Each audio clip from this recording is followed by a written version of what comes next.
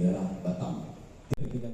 Setelah melalui pemeriksaan, penyidik unit pidana umum Polrestabes Palembang menjerat Pongki dan Antoni, tersangka pembunuhan pegawai koperasi yang jasadnya dicor semen di belakang toko dengan pasal berlapis, berupa ancaman hukuman mati. Kapolrestabes Palembang menerangkan motif pembunuhan lantaran tersangka kesal kepada korban karena hutang yang semula 5 juta rupiah membengkak jadi 24 juta rupiah. Tidak hanya itu, korban juga kerap mengancam tersangka saat menagih hutang, membuat tersangka sakit hati dan merencanakan pembunuhan.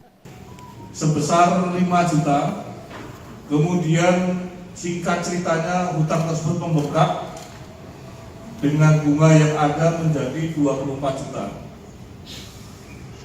Dan selanjutnya pada proses terjadinya peningkatan bunga tersebut menimbulkan rasa kekecewaan, ketidakpuasan dari saudara Antoni atau tersangka ini, yang pada akhirnya terjadi perdebatan dan berakhir dengan pemukulan serta pembunuhan berencana.